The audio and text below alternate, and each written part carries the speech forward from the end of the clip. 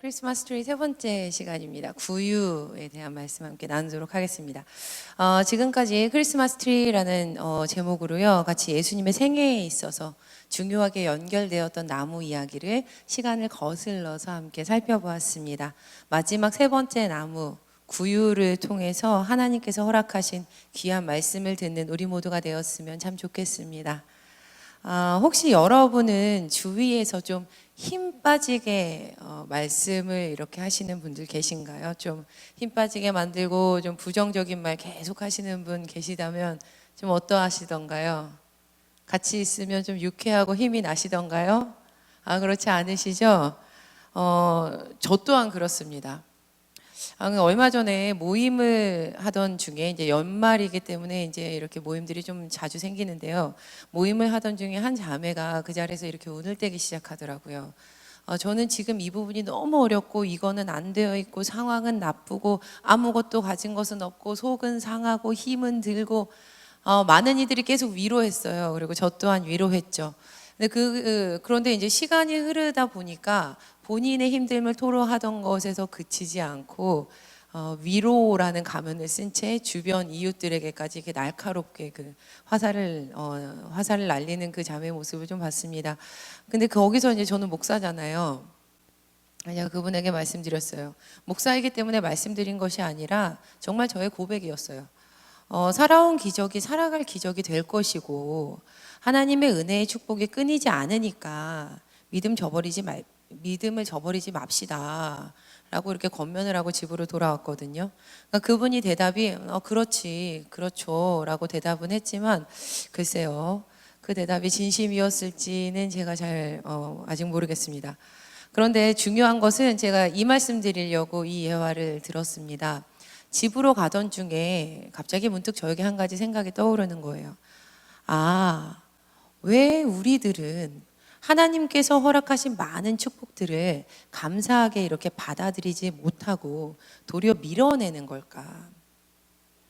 하나님께서는 우리에게 참 좋은 것들을 이렇게 부어주시는데 왜 우리는 그것을 밀어낼까? 말로, 행동으로, 마음으로, 생각으로.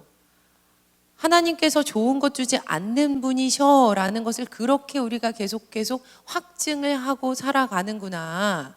내 귀에 들리는 대로 너에게 할 것이다 라고 말씀하셨던 그 하나님의 말씀을 지킬 수밖에 없게끔 우리가 만드는구나, 이 생각이 갑자기 퍼뜩 들었습니다. 강림절은요, 살아계신 하나님께서 2000년 전에 그분을 기다렸던 이들에게 오셨던 것을 우리가 기억하고 또 다시 한번 이 땅에 오실 그 하나님이신 구주 예수 그리스도를 기다리는 절기입니다. 아멘입니까? 네, 아멘이에요. 신학적인 용어로 좀 어렵게 말하자면 하나님께서 우리에게 살아 숨쉬는 우리의 삶 속에 인카네이션 하셨습니다 라고 이렇게 우리가 이야기합니다. 여기서 인카네이션이라는 말은요, 성육신이라고 하죠. 우리는 성육신이라는 단어가 조금 더 많이 들은 단어이죠. 우리에게는요, 인카네이션, 그러니까 성육신이라는 것을 정의하자면 신적인 존재가 인간의 육체 안으로 들어와서 인간 가운데 거하는 것을 이르는 말이라고 정의가 내려져 있습니다. 그런데 우리 신앙인들에게는 우리 신앙인들이 고백하는 이 인카네이션은요, 단순히 여기서 그치지 않죠. 그 인카네이션은 구원론과 밀접하게 연결이 되어 있습니다. 왜 예수님께서는 인간의 육체를 입으셨고 또 우리 가운데서 이렇게 살아가셨습니까? 왜 그러신 거예요? 우리를 구원하시기 위해서 그렇게 하셨던 거잖아요. 우리에겐 그것이 아주 큰 축복이었습니다. 하나님께서 우리에게 주신 아주 큰 복이었어요. 우리의 삶 가운데 찾아와 주시는 하나님이 우리에게 있어서 생명을 주시고 구원을 주시는 감히 아무도 할 수 없는 가장 이 세상에서 큰 축복이었다는 말씀이죠. 에베소서 2장 8절을 보면 이런 말씀이 있습니다. 너희는 그 은혜에 의하여 믿음으로 말미암아 구원을 받았으니 이것은 너희에게서 난 것이 아니요 하나님의 선물이라. 하나님의 선물이라. 구원이라는 것은 하나님께서 우리에게 주신 선물이라는 것이죠. 선물은 우리가 무언가를 해서 받은 것이 아니라 거저 받은 거라는 겁니다. 거저 축복을 받았다는 거예요. 하나님께서는 우리에게 이 선물을 허락하시면서 그 구원을 허락하시면서 우리가 죽음 이후에만 그 구원을 누리도록 하지 않으셨어요. 우리의 삶 속에서 우리가 하나님을, 그 인카네이션한 예수님을, 그 성령으로 역사하시는 그분을 우리가 맞아들이게 됐다면 그 구원의 역사는 지금 이 땅에서, 지금 살아있는 숨쉬는 지금에서부터 시작된다는 말입니다. 자, 여러분, 그렇다면 참 많은 분들이, 참 많은 크리스찬들이 우리의 삶 가운데 찾아오신 그 인카네이션 하신 예수님을 삶 속에 모셨습니다 라고 고백을 하면서도 참 아이러니하게 하나님으로부터 받은 그 축복을 밀어냅니다. 그 보배가 내 안에 거하지 못하도록 밀어버리는 격이죠. 나는 축복받지 못했어. 나는 이렇게 부족한 사람이야. 내가 원하는 것을 받지 못했어. 나는 내 인생에서 이런 점이 마음에 들지 않아. 잘 안 될 거야. 어려울 거야. 힘들어질 거야. 그래서 죽음뿐일 거야. 하나님은 계시지 않아. 요한복음 1장 5절은 이렇게 말하고 있습니다. 빛이 어둠에 비치되 어둠이 깨닫지 못하더라. 어둠이 깨닫지 못하더라. 하지만 이 자리에서 함께 예배하는 우리는요, 그분의 빛이 우리 가운데 거하시겠다라고 말씀을 하시면 아멘 하나님 그렇게 하시옵소서 라고 화답해야 합니다. 그리고 온전히 그분을 우리의 삶 속에 오롯이 담아내야만 합니다. 오늘 우리가 함께 읽었던 누가복음 2장 7절에 등장하는 구유처럼 말이죠. 아기 예수님께서 놓으셨던 구유는 헬라어로 파트네입니다. 파트네. 근데 이 파트네라는 단어는요, 가축의 먹이를 위해서 사용되었던 구유라는 의미입니다. 그러니까 가축이 먹이를 먹으려고, 그러니까 여물통인 거죠, 여물통. 동물에게 사용되는 그 여물통. 근데 이 파트네는요, 파테오마이라는 동사에서 유래된 명사인데, 파테오마이는 먹다라는 동사예요. 먹다. 이 땅에 생명의 양식으로 오셨던 예수님께서 파트네에 누우신 겁니다. 덧붙여서 이 파트네라는 단어는요, 누가복음 2장 7절을 포함해서 오직 누가복음에서만 4번이 사용돼요. 신약 중에서. 근데 그 중에서 무려 3번이 아기 예수님의 탄생을 나타낼 때 사용되었습니다. 이 단어가 4번 사용됐는데 3번이 다 예수님께 사용이 된 거죠. 이처럼 한낱 가축의 먹이를 위해서 사용되었던 이 구유가 예수님을 온전히 다 담아서 받아들일 수 있었던 것은 예수님이 이 땅 가운데 오시겠다고 하셨을 때 아멘 예수님 그리하십시오. 아멘 하나님 그렇게 하시기 바랍니다. 라고 고백했던 많은 이들이 있었기 때문입니다. 당시에 결혼하지 않은 여인이 아이를 가졌을 때는 돌로 쳐서 생명을 앗아야 한다라는 법이 있었던 때입니다. 그러니 마리아에게 가브리엘 천사가 나타나서 전한 이 소식이 기쁜 소식이라기보다는 사망 선고였을 것입니다. 또 요셉에게도 절대 좋은 소식은 아니었죠. 마리아에겐 생명의 위협과 파혼의 위기가, 마찬가지로 요셉에게도 사랑하는 약혼녀를 잃을 수 있는 위기가, 그들의 체면이 말이 아니게 되는 그 어려움이, 아마 대부분의 사람들이요 이렇게 대답했을지도 모릅니다. 왜 하필이면 접니까? 저는 그 예수님을 담아낼 수 있는 인생이 아닙니다. 이건 축복이 아니에요. 이렇게 이야기했을지 몰라요. 그런데 말씀을 보니까 이 소식을 전해드린 마리아가 받아들입니다. 마리아와의 관계를 끊으려고 했던 요셉도요, 받아들여요. 제가 신학교에 갓 입학했을 때 꾸준히 궁금했었던 점이 한 가지 있었습니다. 그래서 한 교수님을 만나서 이렇게 질문을 했어요. 수업이 끝나고 이렇게 찾아가서 교수님께 이렇게 질문을 했어요. 교수님, 세상에 여자가 참 많잖아요. 근데 왜 마리아였어요? 이렇게 질문을 했어요, 제가. 교수님께서 그 20살의 그 파릇파릇한 그 아직 청소년 티를 못 벗었잖아요. 그 친구한테 이렇게 대답하시는 거예요. 눈높이에 맞추셔서, 나도 잘 모르지. 그런데 누가복음 1장 46절부터 이어지는 마리아 찬가를 읽어보면 마리아라는 여성이 아주 어린 나이였지만 어떤 믿음을 가지고 있었는지에 대해서 우리가 알 수 있어. 하나님께서 그 마리아의 믿음을 알고 계시지 않으셨을까? 이렇게 저에게 대답해 주셨어요. 가브리엘에게 임신 소식을 전해드린 마리아가요, 마리아 찬가를 통해서 하나님께 찬양과 감사를 올려드립니다. 아마 보티첼리가 마리아의 이 얼굴을 평안하게 그렸던 근거가 이것일 것 같아요. 마리아 찬가. 이처럼 감사로 예수님을 이렇게 맞아들였던 그들의 삶을 통해서 임마누엘이 이루어집니다. 임마누엘, 하나님께서 우리와 함께 하신다. 하나님이 우리 안에 오셨다. 우리와 함께 계신다. 마리아와 요셉은 잘날 것 없는 평범한 인생이었을지 모릅니다. 하지만 그 안에 예수님을 품었을 때, 예수님을 모셨을 때 그들의 삶은 결코 평범하지가 않았죠. 비록 누추한 곳에서 첫 아들을 낳아서 강보에 쌓아서 구유에 뉘었다 해도 말입니다. 예수님께서 이렇게 태어나셔서 구유에 누워 계실 때 들에서 주님의 천사에게 이 소식을 전해 들었던 한 무리가 있었습니다. 우리가 목자라고 했을 때 무언가 안락한 것을 떠올리죠. 양, 그 한밤중에 별, 들판에서 누워있는 그 목자들. 근데 왜 그런지 모르겠는데 목자들은 들판에 누워있으면 이렇게 풀피리 하나 정도는 이렇게 입에다 메고 이렇게 꼭 이렇게, 그쵸? 등 뒷짐지고 이러고 누워있어야 되는 것 같은 그런 모습이에요. 그런데 사실은 그렇지 않았죠. 현실은 전혀 그렇지 않았습니다. 말씀을 보니까 예수님의 소식을 듣기 전에 그들이 한밤중에, 그것도 들에서 양떼를 치고 있었습니다. 밤에 집에도 가지 못하고 잠도 못 자고 양떼를 치고 있었던 거죠. 밤새 추운 곳에서 덜덜덜덜 떨면서 일하고 있었던 거예요. 한국에 양반 제도가 있었던 것처럼 이스라엘에도 신분 제도가 있었는데 목자라는 사람들은 가장 낮은 신분의 사람들이었습니다. 그래서 사람들은 아주 쉽게 목자라는 직업을 무시했죠. 그러니까 그 일은 굉장히 고단했어요. 먼저 양을 치려면 항상 집을 떠나서 밤을 새면서 일해야 했습니다.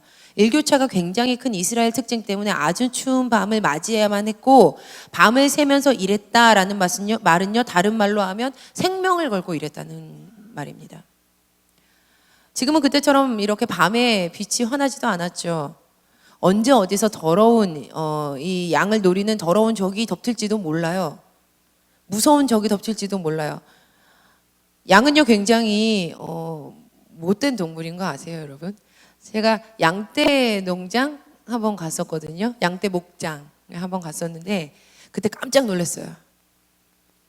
양이 왕따를 시켜요. 풀을 주면 힘세고 이긴 이 녀석들만 풀을 먹어요. 제가 좀 보면은 쟤 배고플 텐데 하는 양한테 가면 그 양을요 머리를 이렇게 팍 밀어버려요. 그러면 머리를 팍 이 맞은 양이 저쪽으로 팍 날아가요. 그러니까 저는 어떡해 막 이러는데 양이 원래 그렇다는 거예요. 더우면 모여 있고 추우면 흩어져 있고. 양이 굉장히 못됐는데 그 양들을 이제 보살피면서 이 목자들이 살아갔던 거죠. 굉장히 냄새도 고약하더라고요. 그 냄새도 참아야 했어요. 다시 한번 렘블란트의 그림을 보면요. 그들은 구유 같은 모습이었죠. 낮고 천한 그 구유 같은 모습. 하지만 보배로운 예수님을 모시게 된 복된 인생으로 바뀌게 됩니다. 하지만 당시 예수님의 탄생을 배척했던 이들도 살고 있었습니다. 헤롯이라는 사람은 실제로 존재했던 인물이에요. 예수님께서 태어나신 날에 대해서 아주 큰 오해를 가지고 있었던 사람 중에 한 사람이었죠. 로마는 황제 혼자서 다스리기에 굉장히 큰 나라였습니다. 그래서 황제는 각 지역마다 그 지역을 다스리는 이 왕들을 두었습니다. 유대 지방을 다스리는 왕으로 세워진 사람이 바로 헤롯이었는데, 근데 유대 지방에 사는 사람들은 모두 이스라엘 사람들이었어요. 하지만 헤롯 왕은 외국 사람이었습니다. 아시죠? 이스라엘 사람들, 단일 민족 국가라는 것에 대한 그 하나의 피라는 거에 대해서 마음을 굉장히 가지고 함께 쓰는 것, 선민 사상이 있는 것. 근데 그들 가운데 헤롯이라는 외국 사람이 와서 왕이 된 거예요. 만약 한국에 와서 우리도 단일 민족 국가라는 자부심이 굉장히 많았잖아요. 요즘에는 많이 흐려지고 있지만, 만약 한국에 와서 외국 사람이 대통령이 됐다고 한번 생각해 보세요. 아마 우리는요 그 사람을 쉽게 대통령으로 인정하지 않으려고 할 것입니다. 당연히 이스라엘 사람들도 헤롯을 왕으로 인정하지 않았습니다. 그래서 헤롯은 이스라엘 사람들의 마음을 얻기 위해서 수많은 노력을 했어요. 예루살렘 성전을 다시 멋있게 지어주기도 했고요. 이스라엘 여자랑 결혼까지 합니다. 또 형편이 어려운 사람들에게는 세금도 걷지 않았어요. 하지만 유대 지방에 사는 사람들은 유대의 왕 구원자를 계속해서 기다리고 있었습니다. 헤롯도 그 사실을 알고 있었던 것 같아요. 그러던 어느 날 동방에서 박사들이 찾아와서 대뜸 이렇게 말하는 겁니다. 유대의 왕으로 나신 구원자가 어디 계십니까? 우리가 그분께 경배하러 왔습니다. 근데 이 말을 듣게 되었을 때 헤롯이 굉장히 당황했고 온 예루살렘이 소동했다라고 성경이 말을 합니다. 이렇게 청천벽력 같은 말을 들은 헤롯이 대제사장과 율법학자들을 모두 모아놓죠. 예수님이 어디서 태어났는지를 캐물어 보기 시작합니다. 그런데 이 헤롯이 등장하는 성경 구절을 읽다 보면요, 이상한 부분이 하나 발견돼요. 말씀 보니까요, 이미 헤롯이 예수님께서 그리스도이심을 알고 있었다는 사실이에요. 그리스도는 어떤 분이시죠? 우리를 구원해 주실 분. 헤롯은요, 그리스도, 그분이 우리를 구원해 주실 분이라는 사실을 알고 있었다는 것입니다. 마태복음 2장 4절 말씀입니다. 함께 읽어보실게요. 왕이 시작. 왕이 모든 대제사장과 백성의 서기관들을 모아 그리스도가 어디서 나겠느냐 물으니, 그리스도라고 말을 하고 있죠. 헤롯이 예수님을 그리스도라고 불렀습니다. 그리스도는 구원자라는 뜻이에요. 이 구절에서 헤롯은 예수님께서 구원자이심을 알고 있었구나라는 것을 우리가 유추할 수 있습니다. 하지만 그는 예수님이 그리스도이심을 진심으로 받아들이지는 않았습니다.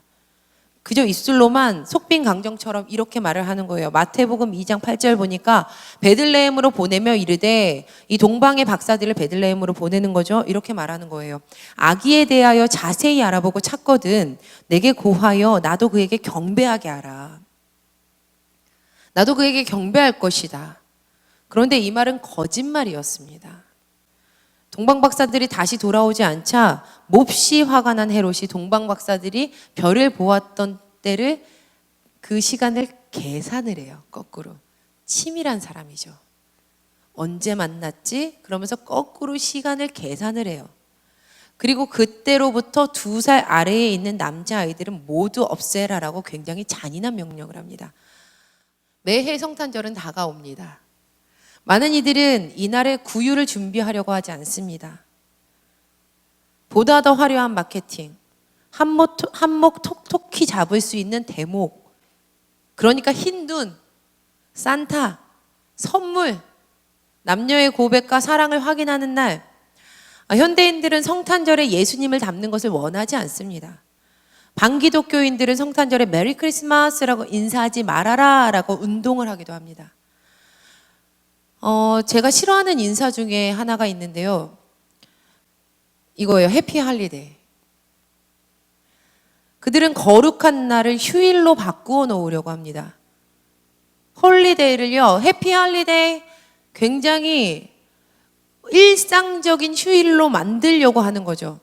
하지만 성탄절은 예수님께서 구유 같은 인생들의 사람들에게 사람의 몸으로 직접 찾아오신 날입니다. 이날은 육체를 입으신 예수님의 죽음과 부활이 약속되어져 있는, 그날이 잊혀지지 않고 반드시 우리에게 이루어진다라는 하나님의 말씀이 현현되어진 날이라는 말이죠. 크리스마스라고 하죠, 우리가. 이 날의, 이 단어의 뜻은요, 그 예수 그리스도의 날이라는 뜻이에요. 예수 그리스도의 날. 크라이스트는요, 예수 그리스도를 뜻하죠. 앞에 크라이스트. 그 메스는요, 축제, 절이라는 의미예요. 예수 그리스도의 날, 예수 그리스도, 그러니까 예수 그리스도의 축제. 그리고 오늘 이렇게 말씀 준비하다가, 그러니까 아침에 담임 목사님께서 말씀 한번 이렇게 좀 봐주시면서 메스라는 의미의 예배라는 의미도 있어, 예배하는 이라는 의미도 담겨 있다는 거예요. 근데 우리가, 여러분, 이 크리스마스라고만 보지 않으시고 이렇게 쓰는 것도 한번 보셨어요? 한번 넘겨줘 보실래요? 방송실? 이거 보셨어요? 이거 어떻게 읽으세요? 엑스마스. 엑스마스. 네, 앞에 목회자분들만 제대로 읽고 계세요. 이게 X라는 게 아니고요, 크리스토스의 앞글자를 따서 쓴 말이에요. 예수 그리스도를 나타내는 거죠. 크리스토스의 크를 따서 쓴 말이에요. 예수 그리스도를 예배하는 날이라는 말입니다. 성탄절은 구원자 예수님께서 우리를 살리시기 위해서 이 땅에 오신 날입니다. 할렐루야, 아멘. 그날 우리가 우리의 인생 가운데 구유를 준비해야 합니다. 누가복음 2장 7절 마지막에 읽다 보니까 이런 말씀이 있어요. 이는 여관에 있을 곳이 없음이로라. 이는 여관에 있을 곳이 없음이로라. 세상 사람들은 이 성탄절에 예수님이 계실 수 없게끔 구유를 준비하지 않습니다. 하지만 우리는 우리의 인생 가운데 예수님을 오롯이 담을 그 구유를 준비해야 합니다. 그 구유에 계실 분은 온전히 예수님밖에 계시지 않습니다. 제가 전도사였을 때에 있었던 일인데요. 저는 잘 모르겠어요. 제가 이제 저희 교수님이나 아니면 학교 은사님들의 자녀들이 제가 담당하는 부서에 꼭 있어요. 네, 계속 그랬어요. 근데 그때 전도사였을 때도 저희 교수님의 딸이 저희 부서를 이렇게 출석을 하고 있었어요. 초등학생이었는데. 근데 어느 날 이렇게 그 이제 교수님이랑 이제 이렇게 드론드론 밥을 먹으면서 이야기를 하다가, 아, 교수님, 근데 그 딸 이름은 왜 그렇게 지으신 거예요? 무슨 뜻이에요? 이렇게 생각 없이 여쭤봤어요. 왜냐면 우리 그냥 그런 거 잘 물어보잖아요. 서로 이름 뜻이 뭐예요? 이름 뜻이 뭐예요? 근데 그 교수님께서 씩 웃으시면서 이러시는 거예요. 그 딸의 이름을 밝혀야지 이 이야기를 할 수 있어요. 예림이에요. 예림. 예림이가 태어났을 때는 강림절 기간이었어. 이렇게 얘기하는 거예요. 그러니까 예림이가 강림절 기간 동안 태어나기로 예정되어 있었다는 거예요. 그래서 예림이의 부모님이 같이 이렇게 회의를 하시다가 예수님의 오심을 기다린다라는 의미를 이 자녀에게 담아야겠다라고 이제 정하셨다는 거예요. 그래서 이 교수님께서 예림이라고 지으셨어요. 예수님을 기다립니다. 강림절 기간에 나에게 딸을 주신 예수님 감사합니다. 이러면서. 근데 이 교수님이 신기한 것을 경험했다는 거예요. 강림절 기간이 짧아지면 짧아질수록 더욱더 예림이가 기다려지더라는 거예요. 이 딸아이를 보는 것이 더욱더 기다려지더라는 거예요. 자, 여러분, 우리가 무언가를 기다립니다라는 말 안에는요, 우리가 좋아하고 사랑하는 그것을 기다립니다라는 뜻이 숨어 있습니다. 우리는 시험 날짜, 성적표 받는 날, 빚을 한꺼번에 다 갚아야 되는 날, 이런 날 기다려지지 않죠. 하지만 우리가 사랑하는 사람들과의 만남, 오랫동안 보고 싶었던 가족들의 모임, 사랑하는 이들과의 여행, 이런 거 참 많이 기다려져요. 이 강림절 기간 동안 저와 여러분의 삶이 예수님의 오심을 간절히 기다리는 삶이 되기를 소망합니다. 우리는 그 예수님을 간절히 기다려야 해요. 왜냐하면 오직 예수님만이 우리에게 구원을 주실 수 있는 분이시거든요. 우리가 예수님을 기다렸을 때 기다림에 후회하지 않을 만큼 가치가 있는 분이 오직 세상에는 예수님밖에 계시지 않거든요. 그렇다면 그 예수님을 기다리시면서 우리 무엇을 준비해야 할까요? 예림이 아버님이신 우리 교수님께서는 예림이 방을 예쁘게 꾸미셨대요. 언제 오려나? 그렇다면 우리는 그 성탄절 예수님을 기다리면서 우리의 인생 가운데 구유 만들어야 되지 않겠습니까? 부족해도 괜찮습니다. 모자라도 괜찮습니다. 투박해도 괜찮아요. 깨끗한 구유 우리의 인생 가운데 준비해야 합니다. 그런데 여러분, 너무 기쁜 소식은요, 우리는 그냥 마냥 예수님 기다리기만 하지 않아도 된다는 거예요. 왜냐하면 예수님은 우리를 바람맞히는 분이 아니시거든요. 도리어 그분은 이렇게 구유처럼 불편한 곳인데 와주실 수 있으세요? 라고 우리가 예수님께 여쭤볼 때, 내가 찾아가지. 내가 그곳에 있을 때 너와 함께 기쁘게 살아갈 수 있지. 내가 자처해서 너를 찾아갈 거야. 내가 그 구유 가운데 함께 있을 거야. 라고 말씀해 주시는 분이십니다. 자, 사랑하는 여러분, 그렇다면 여러분의 구유 같은 삶에 무엇이 지금 담겨 있습니까? 구유는 준비되어 있으세요? 우리의 삶 속에 예수님께서 계신다면, 그 구유 가운데 온전히 예수님을 담고 있다면 우리는 존귀한 인생으로 변화될 것입니다. 말씀 마무리하도록 하겠습니다. 예수님께서 우리에게 오신 것은 큰 축복입니다. 동물에게 양식 주는 그 구유가 예수님을 모시고 세상에서 가장 큰 양식을 주는 귀한 보물을 담는 보물 상자로 바뀌었습니다. 구유 같은 우리의 인생 가운데 우리가 준비한 구유 미천하고 부족하더라도 그 가운데 오시는 예수님을 모신다면 우리의 인생은 구원이요 생명이요 영광이 됨을 믿습니다. 구유 준비하시고 예수님 모시는 저와 여러분 되기를 간절히 축원합니다.